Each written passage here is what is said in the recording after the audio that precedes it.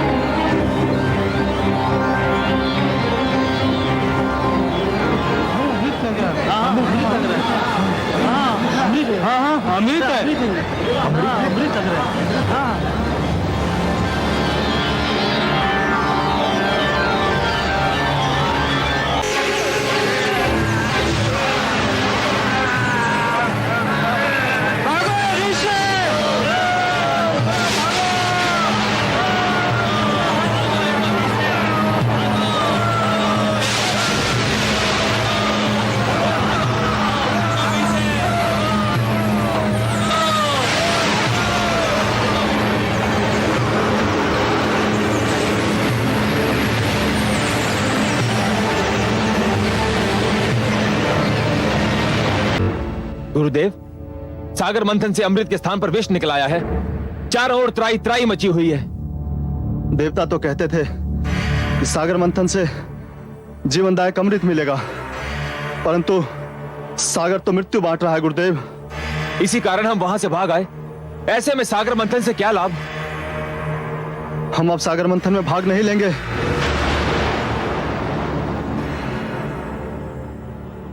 मूर्खता मत दिखाओ। तुमने ये कैसे मान लिया कि सागर मंथन से केवल अमृत निकलेगा, और वो भी सबसे पहले?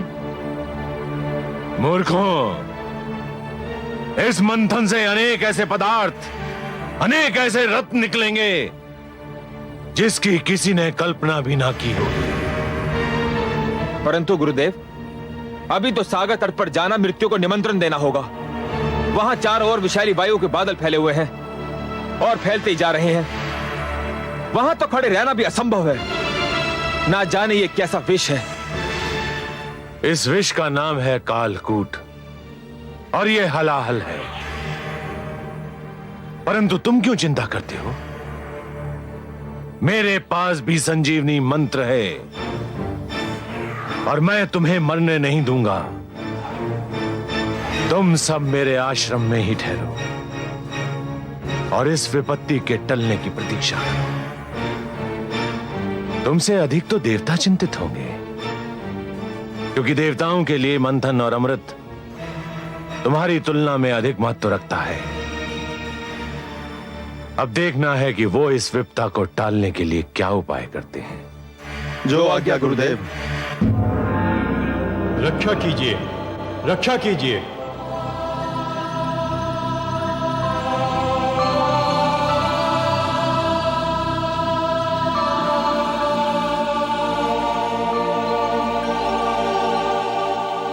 रक्षा कीजिए हे त्रिलोकीनाथ, आपकी सृष्टि संकट में है। हे विश्वेश्वर, सागर मंथन से जीवनदायक अमृत के स्थान पर प्राणघातक विष निकला है। सृष्टि में हाहाकार मचा है। हे आदि प्रजापति, हे देवगण, जीवन को अमर बनाने के लिए मृत्यु से हर पग पर टकराना तो अवश्य पड़ता है। इसी संघर्ष में तो जीवन का सौंदर्य निहित है। हे सर्वेश्वर, सागर मंथन आपके आदेश के कारण आरंभ हुआ था। अमृत की प्राप्ति हमारे लिए नितांत आवश्यक है, परंतु इस विष के कारण मंथन स्थगित हो चुका है। आपका आदेश अधूरा रह गया है। हम मंथन करके आपके आदेश का पालन करना चाहते हैं, परंतु यह विष बाधा बन गया है। देवगण, ये बहुत जटिल समस्या है, और इसका समाधान केवल भोलेनाथ कर सकते हैं। मैं देख रहा हूं कि इस संकट का निवारण केवल उन्हीं के पास है। चलिए, मैं भी आप सबके साथ उनकी सेवा में चलता हूं।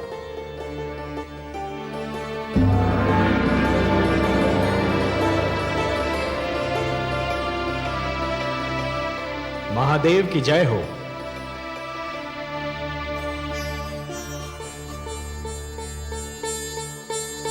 मेरे अहोभाग्य, आज कैलाश धन्य हो गया। आज कैलाश को त्रिमूर्ति के ही नहीं, समस्त देवताओं के भी दर्शन हो रहे हैं। मैं आप सबको प्रणाम करता हूं। कैलाश पर आप सबका स्वागत करता हूं। हे देवाधिदेव, हे महादेव, सृष्टि पर संकट की छाया गहरा रही है। संकट? हाँ भोलेनाथ, संहार करता तो आप हैं, परंतु आज आपकी इच्छा के बिना मानव जीवन पर संहार का प्रारंभ हो गया है। देवता और दानव मिलकर अमृत की प्राप्ति के लिए समुद्र मंथन कर रहे थे, परंतु इस मंथन की सर्वप्रथम भेंट कालकूट विष सिद्ध हुई है। अब यह विष समस्त सृष्टि के लिए संकट बना हुआ है।